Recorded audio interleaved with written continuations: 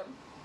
So this is Yin Yoga, and tonight we're going to do a sequence that is good for adrenal fatigue, in as much as yoga can help with adrenal fatigue, right? So we have to be a little bit honest about the fact that that's a complicated situation, but the poses that we do are good for kind of blood flow to the area of the kidneys and the adrenals, and in general are poses that are have kind of a reputation for calming the system. So that's our goal for tonight. We're going to start with a reclining butterfly, but before we get there, a strap will be really helpful. We're going to do some strap stretches with the leg. If you have a yoga strap, these are awesome. You can make a loop out of it and then have a long tail, and you can even put that tail under your upper back so you don't have to hold on to it as firmly. Or you can make a loop, put your hand through the loop, and then hold on as well. So if the strap is long enough, you can have a big loop. Now, if you don't have a yoga strap, lots of other things work in that place. A towel, a scarf, a dog leash, any kind of old belt or anything with a buckle where you can loop it would be really useful. So I say, like, if you have an opportunity to invest in one of these particular things, a yoga strap, they're nice to have, but you don't need to have it. If you've got something else, you'll work. And if you don't have any of those things, you can just hold on to your leg with your hand or your pants with your hand, and you probably will do okay. I'm also going to use a blanket tonight. I've got a couple of blocks just in case we want to add a little bit of extra lift, and I've also got a pillow. So you can add a lot of kind of little extra nuances onto your pose, and I'll show you how as we go along, if you have some extra yoga props. So I'm going to use my blanket to help keep my inner thigh stretched just the right amount. So I take the blanket and roll it up so that it's wide enough that it'll kind of cover, you know, if I sit here and the blanket will cover both my legs, then that should do it. And I like to roll it for this purpose so that it has some heft to it.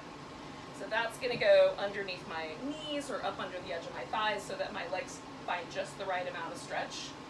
And then one of the things that sometimes happens with our posture that can kind of cause a little bit of the sort of message in our body to kind of shut down, or that can cause a little bit of stress or strain, is this kind of shoulders moving forward posture. So one way to kind of combat that is to open up and create almost like a little baby back bend. So I'm going to do that with the yoga blocks. I'm going to put one yoga block underneath my upper back and one under my head. Now you can use a pillow for this. You don't have to have blocks. The blocks are firm, and that's why I'm going to use them tonight. Now I need to put both my shoulder blades on this block, so I like to do it sideways. I also don't have a very long back, so I'm on the shortest edge that my block will accommodate.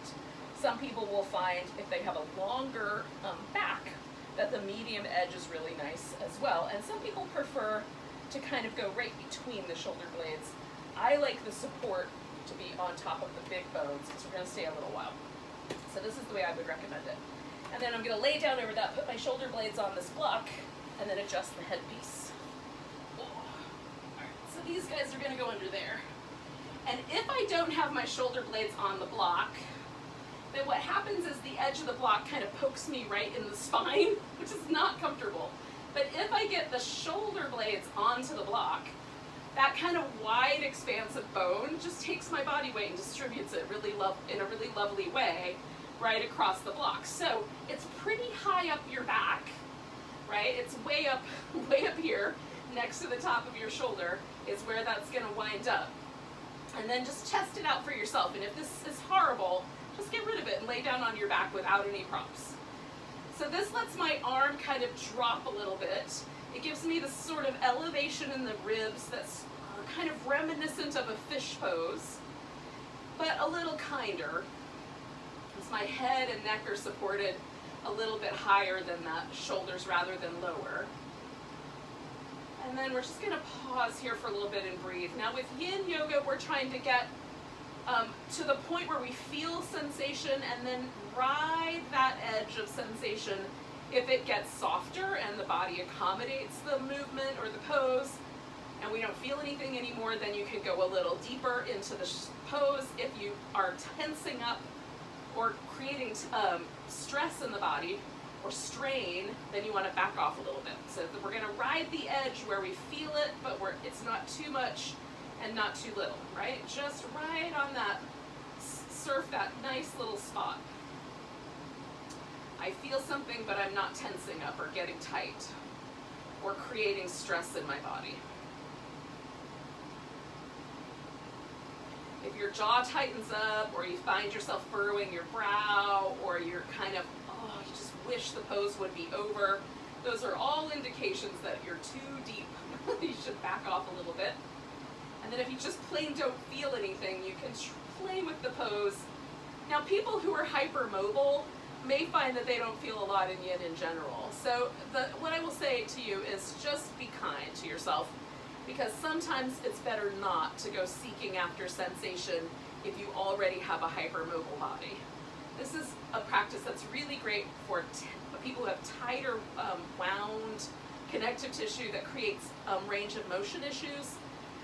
And for those of us that are a little bit more inclined to be loosey-goosey, we can still do the practice. We just want to put the props in and not worry about chasing sensation. Use it as an opportunity to meditate.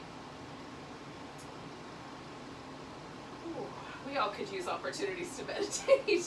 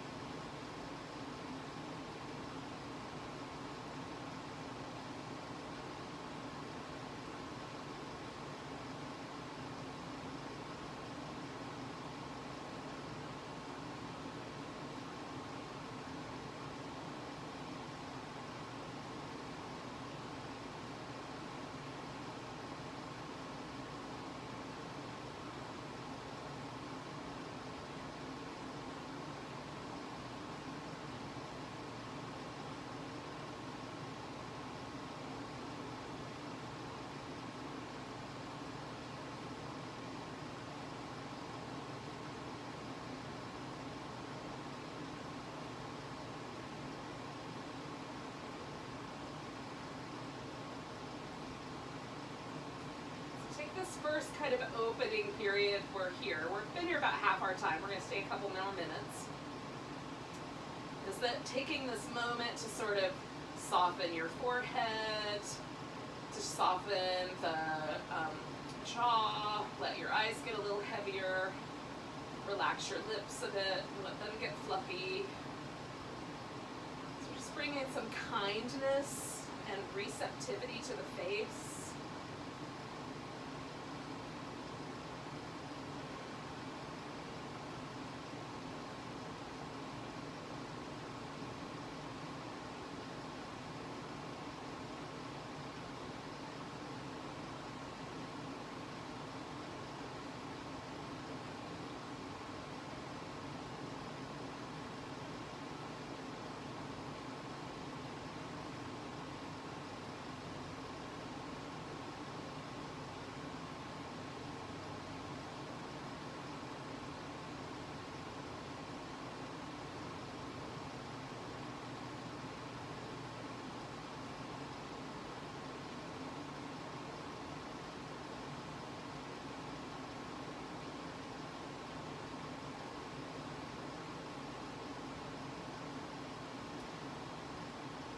Take about 5 more breaths here. Make them nice and deep.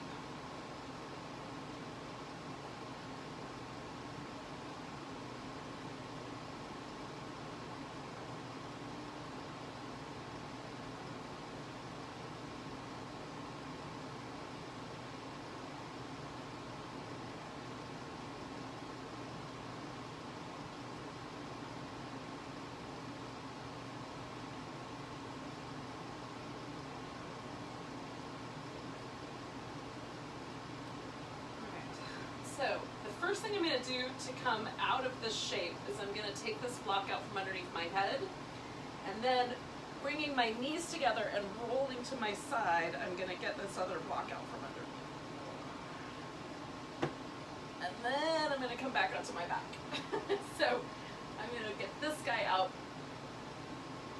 and then just pause for a moment. Now, You can do some movement of any sort that sort of feels interesting and good to you. I like little internal rotation because the legs have been externally rotated for so long. So it feels nice to kind of drop one leg into the center and then the other for a moment.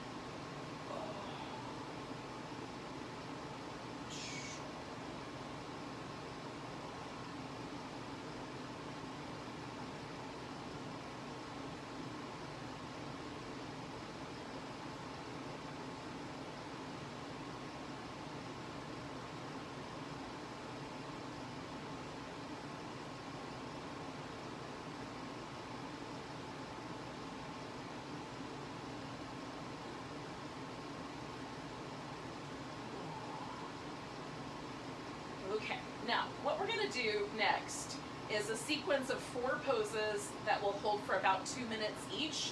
We're going to do one side for the whole round, like all 4 poses on one side, and then we'll stop and rest for a moment, and then we'll do all 4 poses on the other side, okay? So it's going to start out with a half of a happy baby. So to begin, I'm going to use a pillow. You could use a blanket or anything else you've got under the leg I'm not going to work with yet. So I'm going to let my left leg rest, and I'm going to start with my right leg. So I'm going to bring the leg in, and if you can, you're going to get hold of your foot. Now if that's too much, you can hold onto the ankle or hold onto the thigh instead. So it doesn't matter where you hold on, as long as it feels like you're in a kind of, it's almost like you're lunging upside down, right? So it's almost like a lunge. So we're going to pause here. Now you can bring the foot further down or further out depending on how it feels. I'm kind of letting the weight of my arm stay kind of heavy.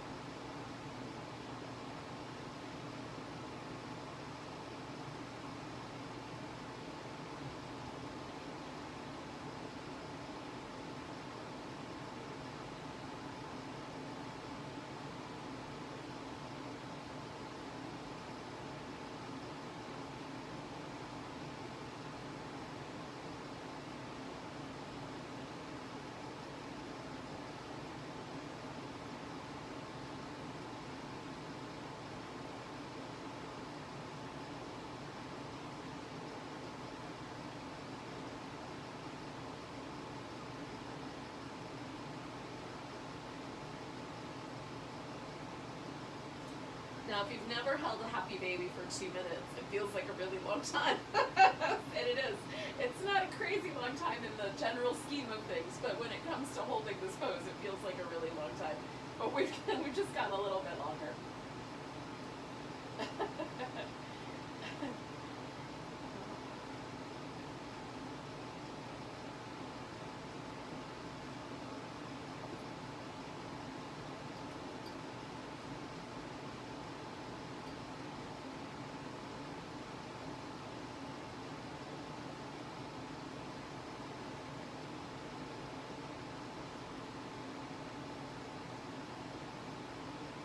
I think that's really interesting about this pose is sort of the sensation of traction that I get from my arm. Now, I have really short arms, so it's possible that I'm the only one experiencing that, but it's kind of interesting to me. There's a kind of feeling of my arm kind of being pulled a little bit towards my foot. Okay, so we're going to take 2 more breaths. And when your exhale finds you, we're going to let go of the foot with the hand. Now you could take hold of your big toe and straighten your leg. I'm going to use a strap. So I'm going to put the strap around my foot, and then I'm just going to straighten that leg all the way out. Like I said, you can put the strap, if you have a nice long one, a nice long tail, you can kind of put it under your back, and then it will kind of hold itself up. You just kind of let your leg fall into it. Or I like loops for hands, because you can put your hand through the loop, and it just doesn't, you don't have to hold on as tight, right? So if you're holding the end of the strap, you have to kind of use a little more grip. But like this, you can kind of let go a little bit. Now, if the back of the thigh is a little too extreme, you can bend the knee, or you can back off a little bit so your leg can get farther away from your face. and that will change the way it feels. You can also rotate the leg a little bit toward the outside or toward the inside to kind of shift which muscle is, which of the hamstrings is getting the biggest bulk of the stretch. I like to let my toes come a little closer to the top, to the shin, so that I get a little bit more sensation in the calf muscles and a little bit less in my hamstrings. I have a little bit more tension and tightness in my calves than I do in the back of my thigh. But you can kind of customize the pose to suit you as well.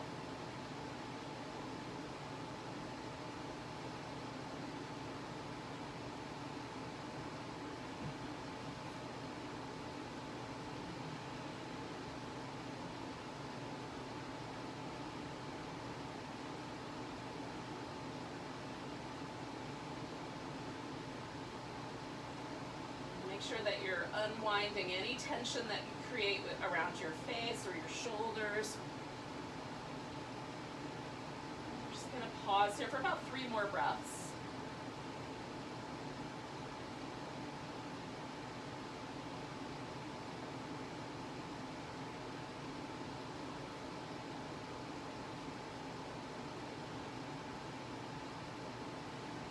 Now we're going to take the leg out to the side. So I like to have a little bit of support there for it. So I put a little blanket or a little block underneath my leg so that right at the point where I feel that inner thigh stretch, because we've kind of been in this territory already, I just want it to go up just a notch.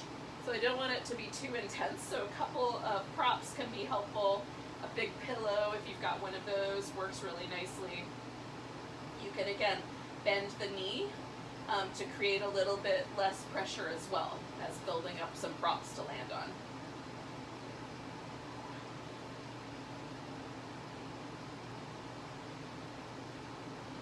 And then just deep breaths, relaxing your face, relaxing, just kind of let your mind relax as best you can.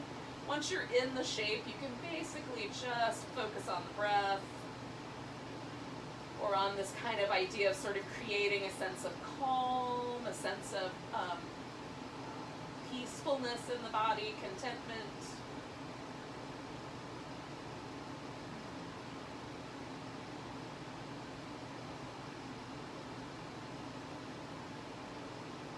Nice deep breaths are helpful that way.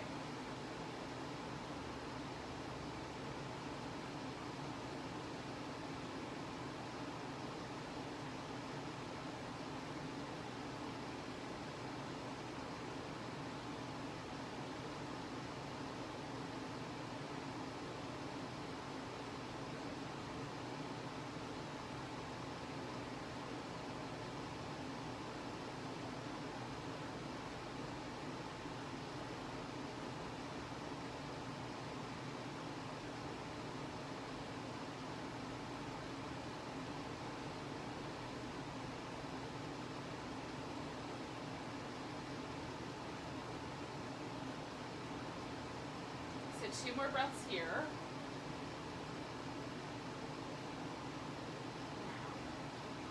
The next pose that we're going to do is called the cat pulls its tail. Now, you may not need the strap, but you can start with it and then decide. So we're going to bend this knee of the leg that's got the strap on it. We're going to roll all the way onto the side, swap the strap underneath the top leg, and then bring that leg all the way back behind you. And if you can reach down and grab hold of your foot, awesome. But if you can't, then you've got the strap to hold on to instead. So you're just gonna bring your right leg, or whatever leg you did, back behind you as far as you can. We're gonna try to get a little bit of sensation on the top of the thigh here, along with, if it's possible, a little bit of a twist. So maybe the shoulder can come down toward the floor. Maybe you stay laying on your side, that's also fine. Okay? So, I find it helpful to have that loop here, so I can get a hold of it with my hand.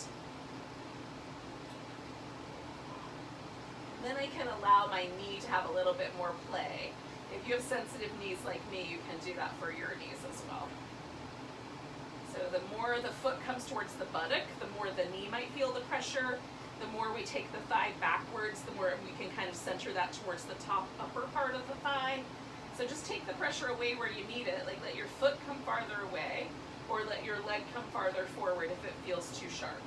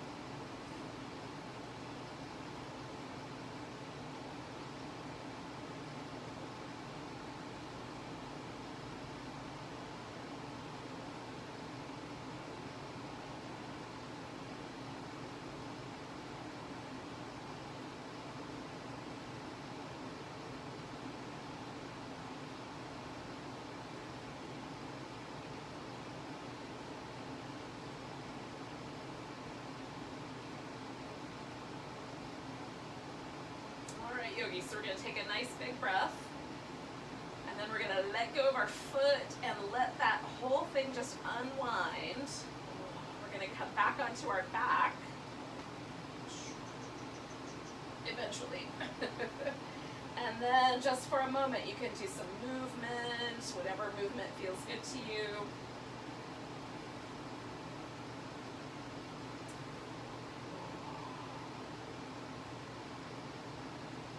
Also take time just to stretch out and relax the legs and see if there's any difference in the way that you perceive the leg that we've done versus the leg we haven't done. Sometimes for me the leg feels longer, like right now this hip feels like it's closer to the ground on this side. It's not. If I put my hands here, they're pretty even, but I would swear to you this hip sticks up a couple of inches, right? And even the side of my waist right here feels like it's closer to the ground. So it's just interesting to notice how your body responds. The sensation that we're getting is sensation coming from the fascia to our brain.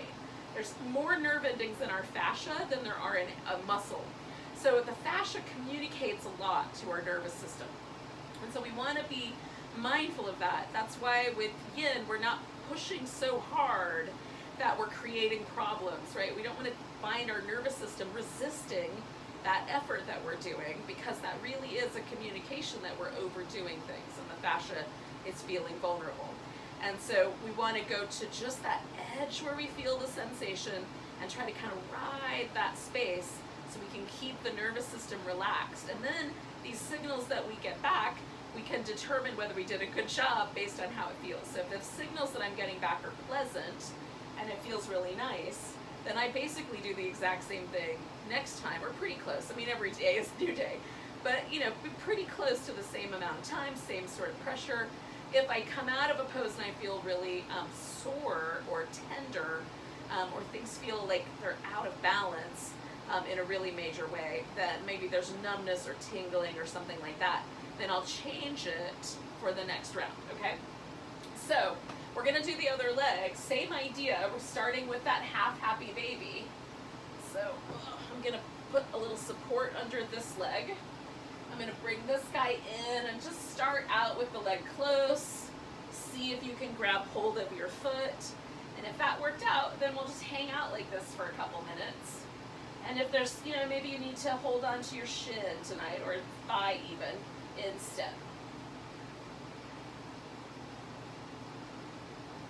This can be quite intense, actually. It's almost like a half of a squat or half of a lunge, but there's quite a lot of pressure on the hip joint. So be kind to yourself. You could even add some support to your body, like maybe a block kind of leaning into that thigh will give your thigh a place to rest and take away any pressure in the hip socket that feels like it's too much.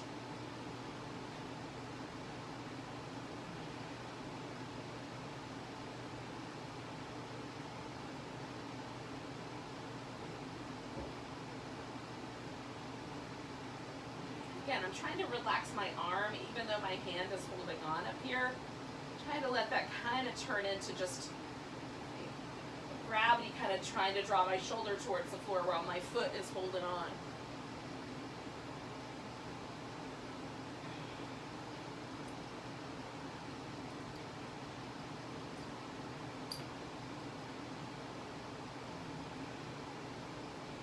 Notice tension if it develops in your face, and just try to relax. If you cannot relax, good indication you should shake it up, back off a little bit. So we're a little over the halfway mark. We're just going to hang out a little while longer, a few more breaths.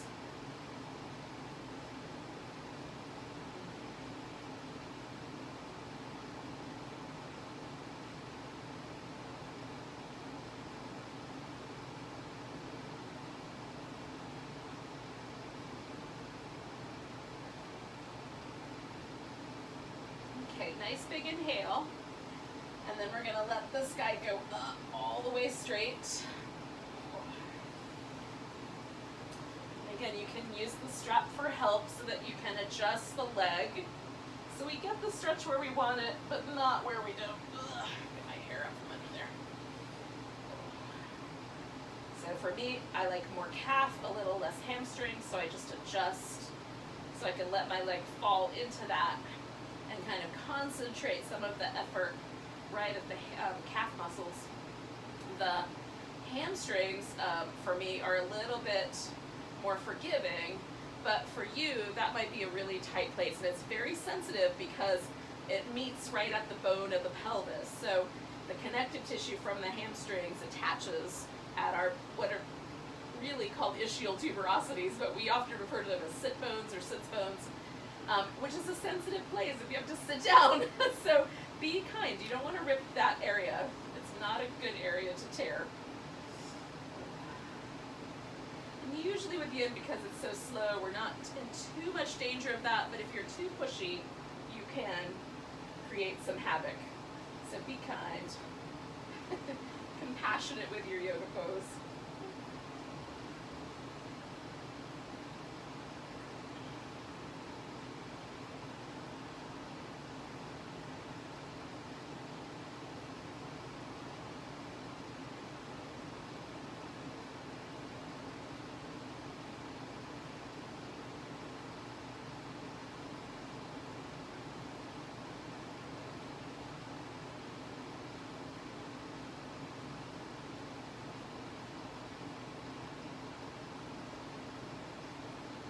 Nice deep breaths, yogis. So we're going to take 3 more.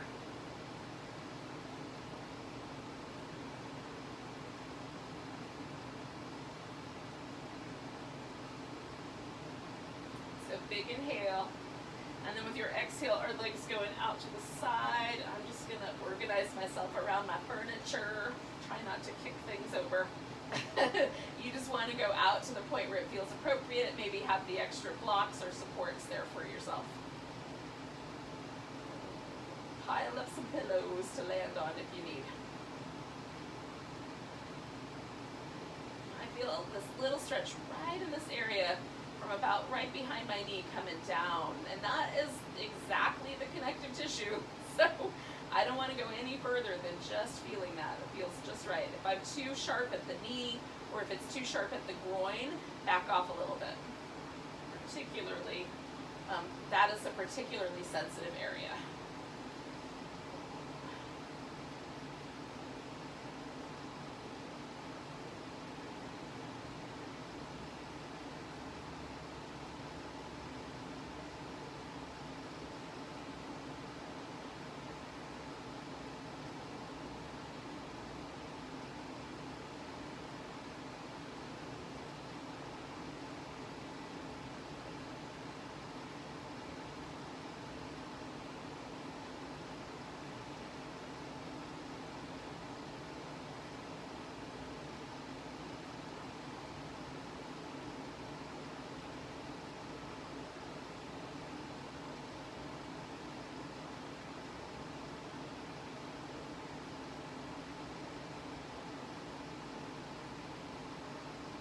Okay, yogis, we got 2 more breaths.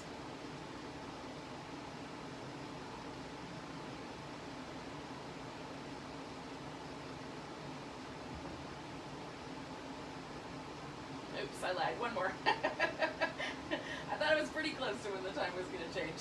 All right, so we're going to bend this knee. And then this guy is going to turn into our cat pulls its tail. So we just have to swap it under the other leg. Take this all the way over into the twist. And then pull this leg back behind us enough to get hold of the strap or hold of the foot if you can reach your foot.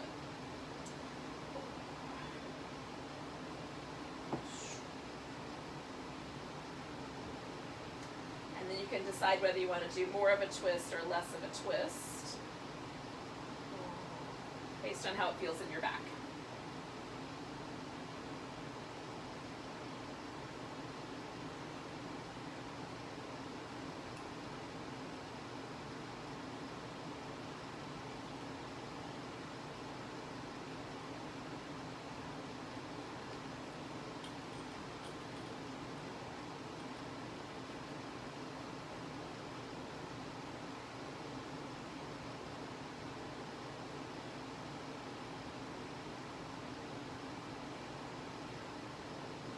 Deep breaths, yogis.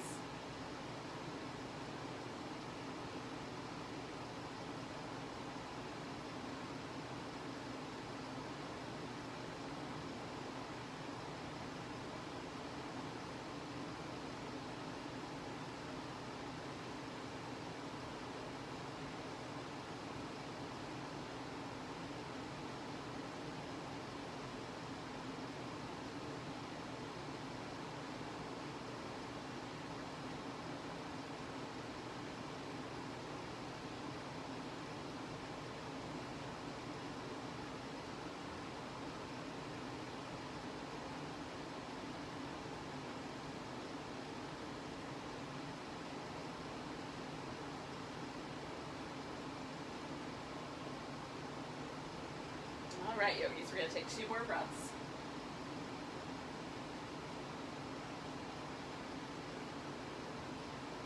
All right, so we've got to unwind this little pose here.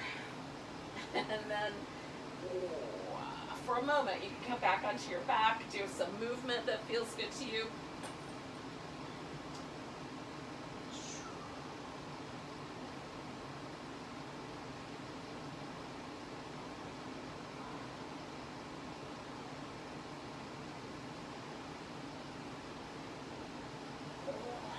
Now, in a moment, we're going to flip over onto our belly.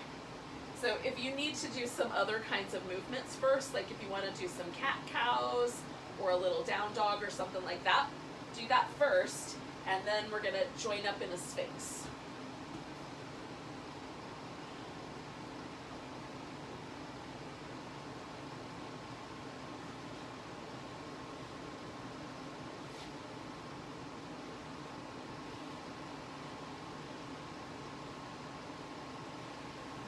Try to kind of angle myself in here tonight so I'm a little bit more around towards the camera so that hopefully my voice will be a little clearer. But we're going to do our best. So when you're done moving around, we're going to anchor ourselves in a Sphinx pose. So with the Sphinx, just a couple of notes.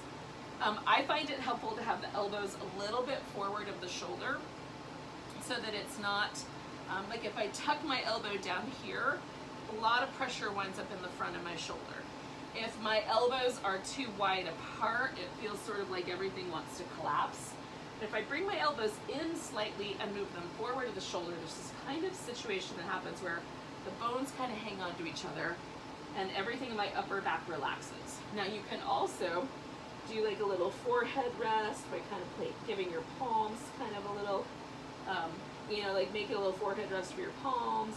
Or you can put your palms together, you can grab your elbows. If this is too much, you can come down a little lower and just rest your chin or your forehead on your elbows or on your forearms. If you want to take it up a little bit, you can come onto straighter arms and take it into a seal. Now, I don't have that much room. Again, I have a short back, so I don't have a ton of space for my back bend. So this is plenty for me. I feel the sensation in my lower back. I can allow myself to relax the glutes and relax the legs and try to let the hip flexor kind of melt into the floor. You just want to find that sort of sensation so that it's the right amount for you. And then we're just going to breathe. So we're going to stay here for about 2 minutes, and then we'll do a little bit of shake up.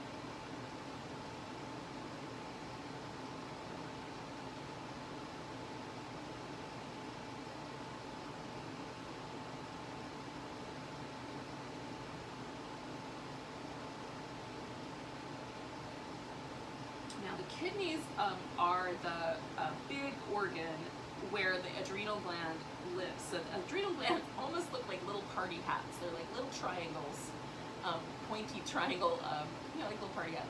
But they look like that a little bit, and they live on top of the kidneys, or in that area. So anything we do kind of to that area physically can create a little bit of movement or blood flow or connective tissue shifting in that area. Everything in our body is hung together with connective tissue. Now, the way that we impact connective tissue inside the body is through the breath.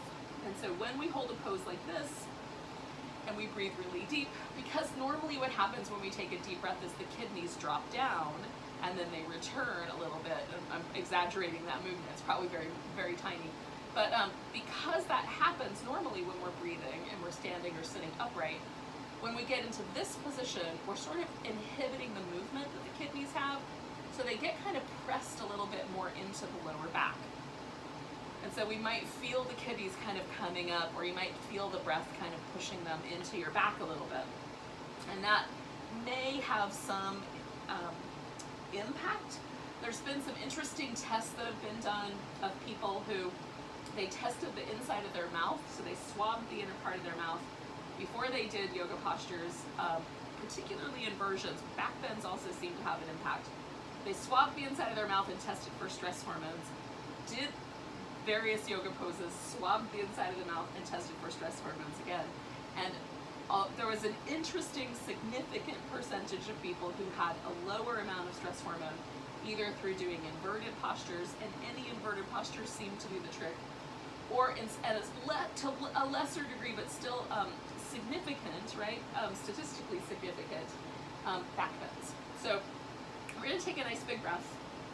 We're going to come out of this back bendy shape, and that when we're doing things that we're kind of aiming at the kidneys or aiming at kind of the adrenal glands in that general area, the reason that some of the yoga poses are suggested for that is this notion, right? That one, we're going to either put pressure in that area, or two, these kind of indications that there might be a reduction of stress hormone. The adrenal glands produce stress hormone. And so that's where these notions come from. Well, there needs to be tons more science, y'all, but science only goes where there's money, and that tends to be in drug manufacturing. So, we're out here giving things a whirl to see if they help. Generally speaking, unless we do something to injure ourselves, we probably are fine, and hopefully it has a positive impact. Okay, so we're gonna do a frog pose, and we're gonna do it half and half. So we're gonna bring one leg up so that it's in this little froggy position, and you can kick your little frog flipper out or point your toes and bring your frog flipper in. You can maintain the kind of sphinxy position with the elbows, or you can do something a little softer. And so I'm gonna get a pillow. You can use a couple blankets or a throw pillow or a pillow from your bed, whatever you've got handy, and just kind of give myself a little sort of snuggled up place so that I'm sort of held in that little bit of a back bend, but I can relax a little bit more, so it's not as intense. That will give me a little bit more sense of relaxing. And I want to relax the front of my hip. So this leg over here, the one that's in the back, you could bring in and really try to soften through the front of that thigh, front of that hip. You could even hold on to that with your hand if you're so inclined. I like to just bend it, kind of feel the resistance, and then slowly, as I'm trying to melt the front of that thigh, I'll let the leg return to normal, with the hopes that coming out of that gives me a greater sense that I have in fact softened my hip flexor, the quadriceps that come across the front part of that hip, so that I'm relaxing that top of my thigh. The top of the thigh is the location for the acupuncture meridians for the stomach and the spleen. And those are the places where we kind of receive nourishment. So the stomach is obvious, we put food in there. The spleen is where red blood cells are stored. And so they nourish our blood by replenishing the most important probably component of the blood, which are the red blood cells. I don't know, there might be other reasons to consider the plasma important and stuff as well. But so those organs are kind of related to this idea of being kind to ourselves, of nourishing ourselves, of this calming sort of vibe. And then the adrenals, of course, are our party organs. And I say that both because of the way they look, but also the function is to kind of amp us up a little bit. And so we're sort of experiencing this idea of can we calm our entire nervous system and calm that response a little bit through our poses. So we're going to stay with this guy for another minute. Thanks for letting me talk to you while we're holding it. I hope that when I share these things, it sort of gives you a little bit of insight into why I might choose these things, and that will encourage you to explore your own practice. But don't always take my word for it. Go in there, explore for yourself, and see if you think these poses have an impact on your nervous system, as I'm suggesting: calming, centering, a little nourishing.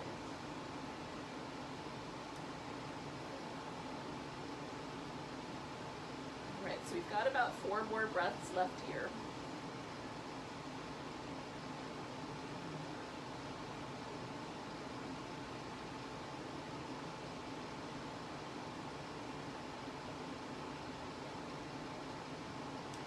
Now we're going to do another stretch for the front of the chest. So we're going to come out of this half a frog and into that. I like to have something to support my head, so I'm going to use this pillow. Now, this leg is going to go over my back. I'm going to take the arm that's on the other side and reach it out to the side with my palm up. Now, you may find that you prefer your palm down. Start up and then work from there. My arm is slightly lower than my shoulder. I'm going to take this leg over the top, and then my shoulder then becomes kind of pinned under me, or my arm is pinned under me. Now, some people can roll their bodies backwards and because you have a huge range of motion there. I can't. This is as far as I can go. So for me, it's best to leave this arm up front. But for some of you, wrapping the arm behind your back or even taking it almost to the ground will be available to you. This leg can also go out straight. You can leave the foot on the floor with the knee bent, or you can just straighten that leg out, whatever's more comfortable. And we want the stretch in the shoulder not to pinch the nerves that are responsible for the fingers. So if you get numbness or tingling in your fingers, unwind the pose a little bit, lower your arm, and fiddle with the position until you feel that numbness and tingling go away. You may wind up flipping your arm upside down, and you may wind up bending at your elbow a little bit to make that work out. The nerves that come out of the neck and go through the shoulder, under the collarbone, between the collarbone and the shoulder blade and the head of the arm bone, is an amazing array of very thick nerves. They're really big. In cadaver research, when their cadavers are cut apart, you can see these nerves. They're not teeny tiny, they're big. And so it's very easy to pinch them. So having the shoulder the arm bone pulled away a little bit, opening up a little bit, getting the shoulder blade and the collarbone a little away from each other will create more space. So again, this guy we're going to hold for a little bit. So we're about halfway through. We're going to stay for about another minute and a half. And so again, take the time to make those adjustments as needed.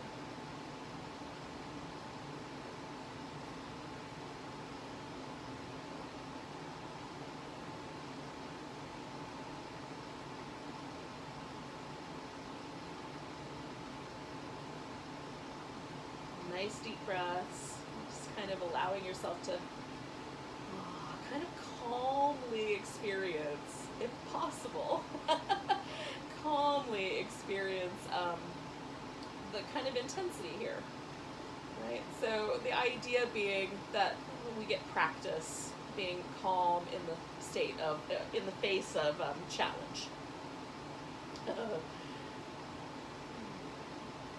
I find this easier to convince my conscious mind than my actual limbic system. There are parts of my brain that are like, whatever you say, buddy. I know there's danger.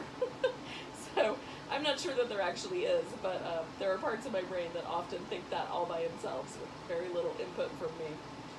But the hope is that by practicing calm breathing and being present, we can help unwind some of that.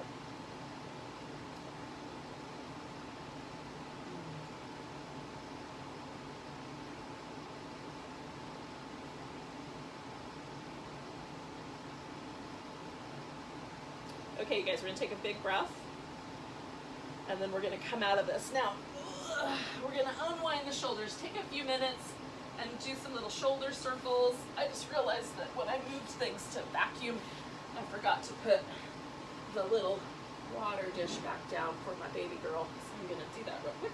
Oh, there you go. So she can have a snack.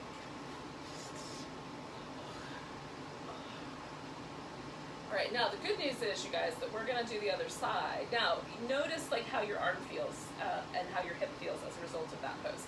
So my arm almost always feels a little bit lighter. There's definitely no numbness or tingling, and there's not any pain or anything that feels funky. So again, I want to learn from my poses. If I have those things, no worries. Okay, we'll learn. We'll learn to do it a little better next time. You might want to just add a couple more layers of support, or be a little bit less aggressive on the second side. Okay, so we're coming back to our belly. Oh, we're gonna take the opposite leg. I'm gonna turn the other way, just because I think it'll be easier to chat you up from the other side. So I'm gonna do the other side of our little frog pose, right? So I'm gonna take that froggy leg up, stretch out through the front of my hip here, and then find a way to kind of get comfortable. Again, every pose, like each leg is different, each hip is a little different.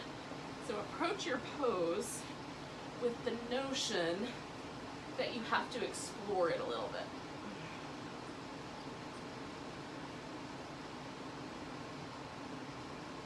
And that it might be valuable to spend the first minute jiggling around until you find the just right spot. Relax the front of the hip on the leg that's going out long. And then this guy, we're just deciding how much we can allow the body weight to shift towards that leg. We might have to stay quite on our side for this hip.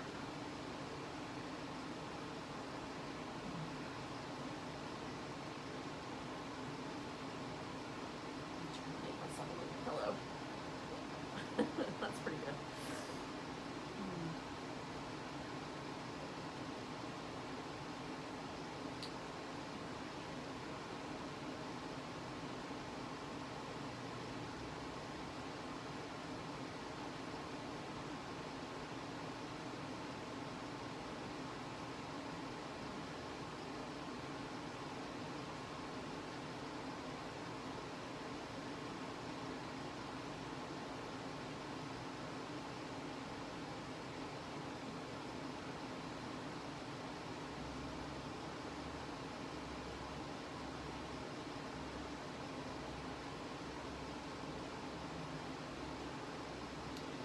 What I do here when I bend my leg in the back is that I can feel the muscle kind of pick my hip up, and so I'm trying to allow myself to use that as an opportunity for feedback so that I can relax the front of my hip a little bit more.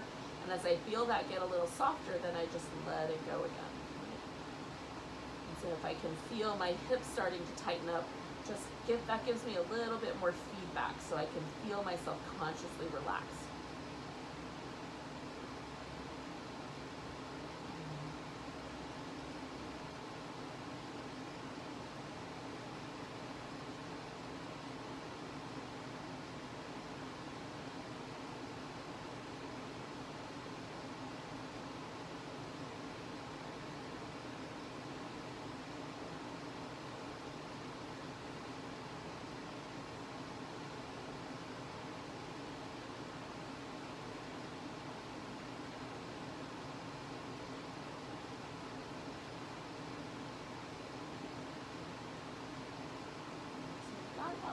seconds left here.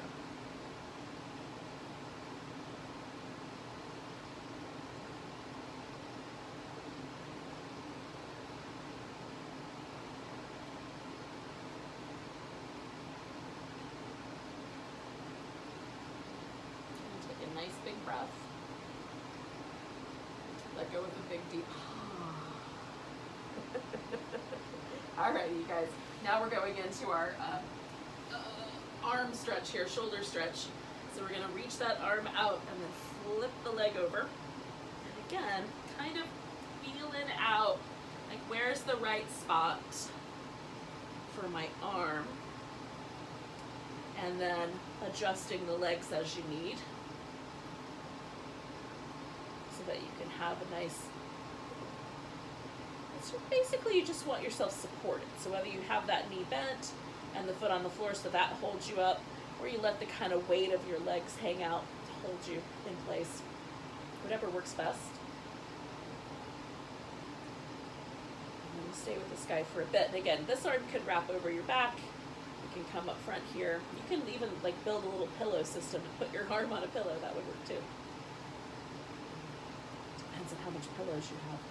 You have lots of pillows. Use them.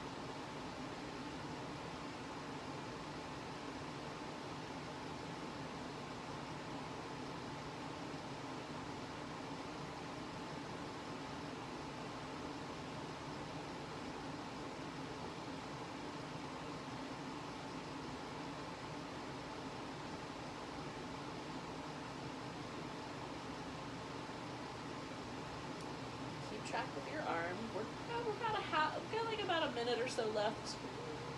A little over the halfway mark.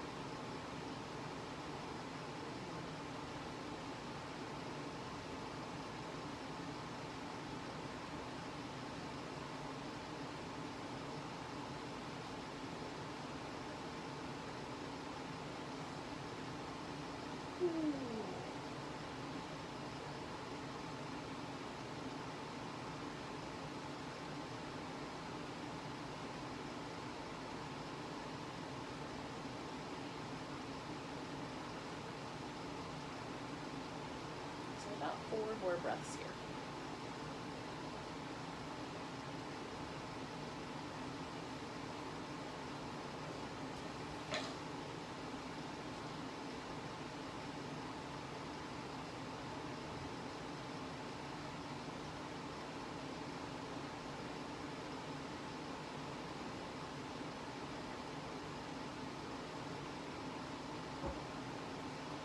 So to come out, again, we're just going to roll the leg back over and peel ourselves off of there. And then once we're, hello there, once we're here,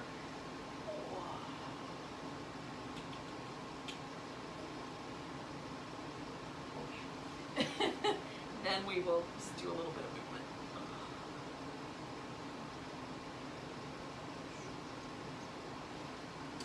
All right. Now, you can go to a child's pose, or you can come to a seated pose, or you can roll back onto your back. If you want to take a few moments, I'm going to come to a seated position and just kind of do some little spine movements, little cat-cow kinds of things, and just take a couple moments. Now, what we're going to do next is a wide angle pose. Now, we're going to do a wide angle. It could be a forward bend, might not. We're going to do some kind of an inversion, which could be like a legs up the wall or legs thrown over the couch. I'm going to put my legs up this thing right here. So, or you can do like a supported bridge or even a snail, which is, it's called Karna Pindasana in Sanskrit, which means ear pinning pose. So you lay on your back, bring your legs over your head, and kind of bring your knees close to your ears, so it sort of looks like you're pinning your ears with your knees.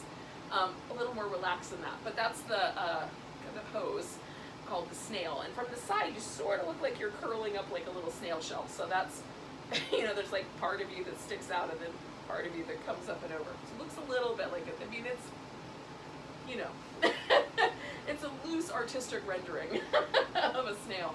But in any case, what you could do if wide angle forward bend is tricky, is you can do a wide angle on the wall or on your couch where you lay down on the floor or your bed, whatever furniture you've got nearby. Just kind of let your legs hang out on the furniture, right? In a V. So you could do that. And then you just have to bring the legs together for the inversion if you want to do it that way. And then we'll do Shavasana at the end. Okay, so that's the final part of our journey is all of that. Now, I like to have a blanket under my knees. Some people need a blanket under their pelvis for this pose. If you feel like your pelvis tends to lean backwards, then a blanket under your pelvis will elevate and push forward your pelvis. So I highly recommend it if you're going to do this version with me and not the upside down version. Okay. So I want my legs wide, but not necessarily all the way to the edges of my range of motion. I go to the point where I am noticing that there's sensation here. I can take my legs a little bit further, but I'm not really looking for a lot of bone-on-bone compression. If you think that's going to be useful to you, cool. You can definitely do it. No one's going to stop you. But be mindful. It can be tricky. And you want your hip joints to last a good long time. I would like mine to last at least until I'm in my 70s, before I have to have brand new ones. We'll see. But that would be nice. So I'm trying not to be too abusive to my hips. All right, so forward bending here. And we're gonna hold this for about 3 minutes. It's not a hugely long pose. And for me, my body goes forward in this pose. For a good percentage of the population, probably somewhere in the 40% range. Nobody has any exact answers. It's a large percentage of people. Actually, the pelvis does not move forward when the legs are out wide. So if you wanted to, you can bring your legs in, or you can bend at the knee and do a butterfly instead. So you can definitely shake it up and do a different pose as you see fit.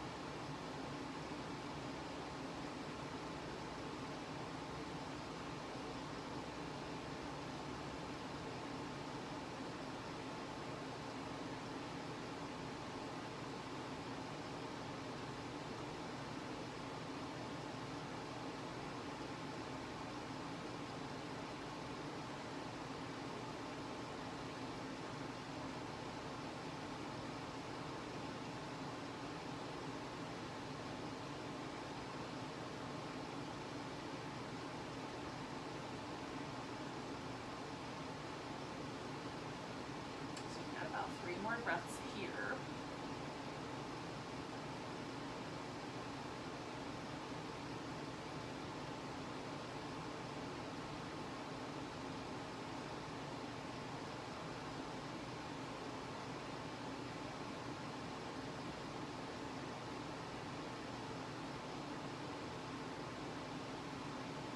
So I'm going to come all the way up. I'm going to lean back a bit and bend my knees. And then I'm going to transition myself into my legs of the wall shape, which for me is going to be legs of the credenza, but same idea. So to do that, I just need to get close enough to a surface that I can put my legs up. I'm going to try to aim for right in between this plant and this candle here. But in any case, I'm going to aim for that. So just lay on your side a little bit and move your hips up pretty close to the wall. In fact, I like to go to the point where I can touch the wall with one butt cheek or two, and then roll onto your back. Okay, I didn't aim very well, but I'm close. I can go in between these leaves, and I think we'll be okay via this plant. So you just have to get yourself organized so that it feels reasonable. Now, I'm going to put a blanket in here so the edge of the counter and my legs are a little bit more harmonious. Okay. Sometimes you have to fiddle with this, yogis. All right. Not the wall, though. The wall is there for you no matter what. I just don't have any wall surfaces that are within the camera range that don't have stuff in front of them. So one of these days I should probably work that out.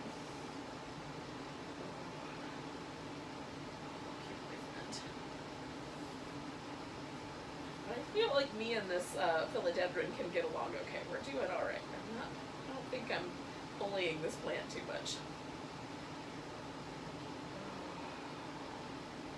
So again, inverted postures seem to have the best impact on the overall kind of amount of stress hormone that's in the bloodstream. Any inversion will do. You can mean that could be a handstand, it could be anything. Really just hanging upside down and downward dog would also work. It's just that we don't hold those poses for as long. Whereas this pose, because I can stay a while, has a little bit higher, a little bit greater impact. So it gives me a chance to really relax into, and if you kind of jiggle your legs, it also sort of helps the lymphatic flow. And it also lets the blood return to the heart a little bit easier, so there's a little drop in blood pressure as well.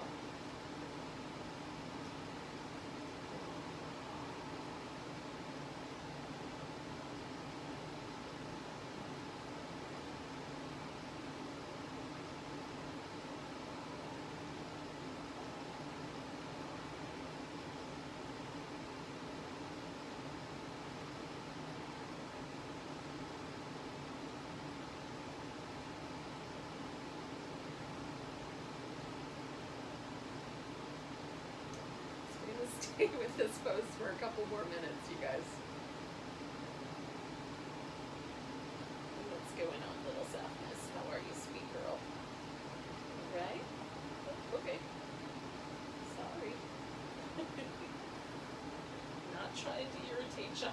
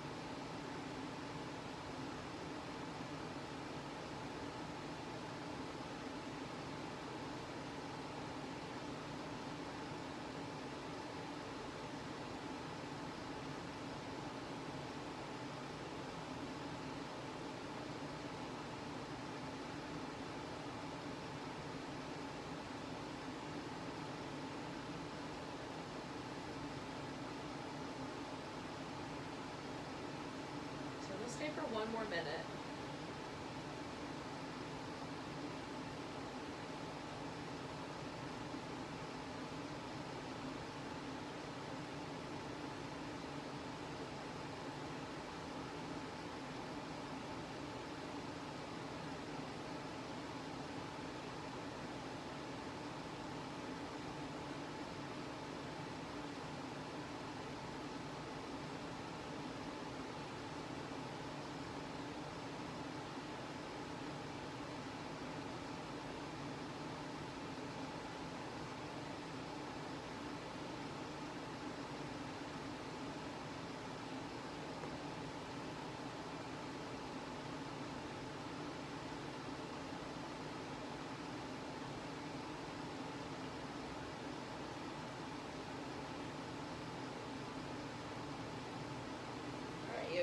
take a nice big breath. And then we're gonna bend the knees. Now, I start with just bending the knees, and I sort of sit cross-legged against the wall or whatever surface I'm on. Now, if you were doing one of the other options, just come out really slow.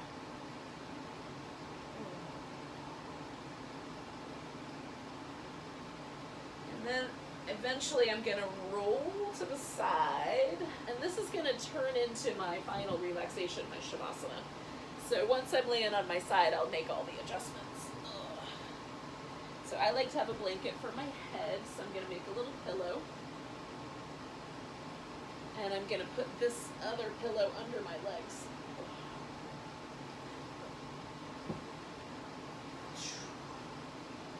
And then, one way or another, I'm gonna make myself comfy and at home here. So, that's what you will do as well.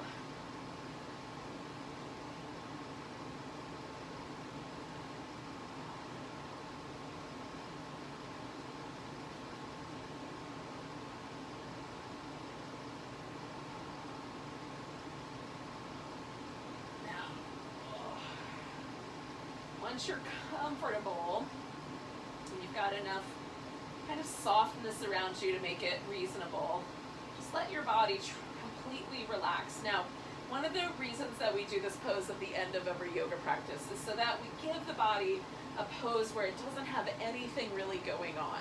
Nothing's tugging or pulling on the body. So if you feel a tug at your hip flexors or your low back, definitely change things up. Put props underneath you to make it a little softer, so that it can be softer. If you need to, lay on your side or lay on your belly, that's also fine. Whatever's the best way to lie down so that you can let go.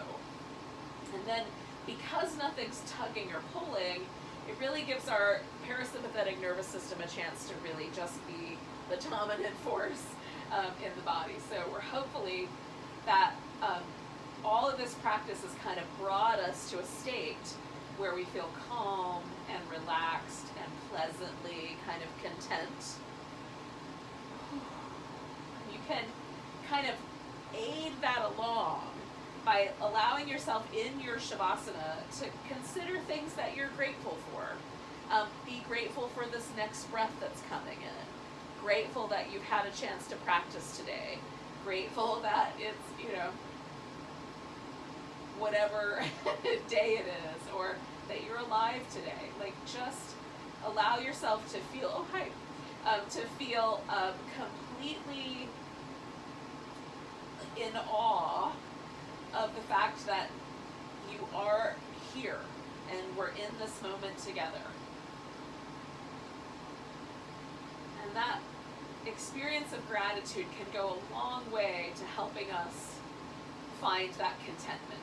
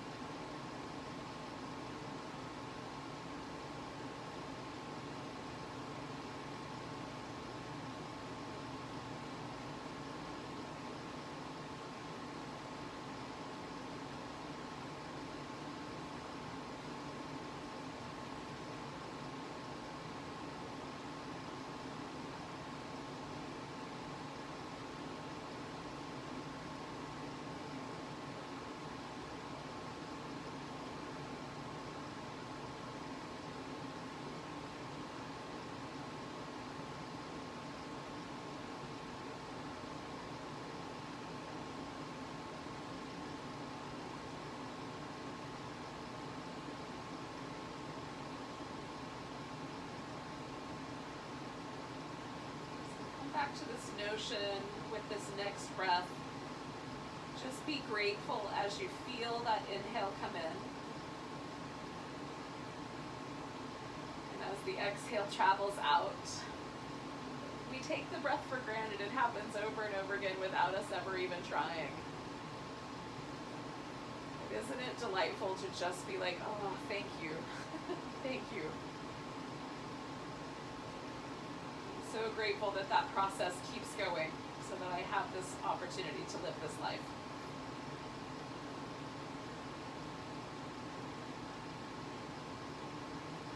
Take a really big breath, and you can even stretch out while you do it.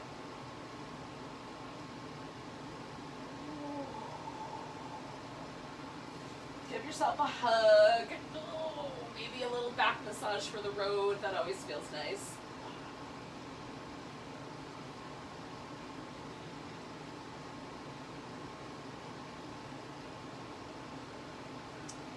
And I like to lay on my side for a couple of breaths just to kind of transition.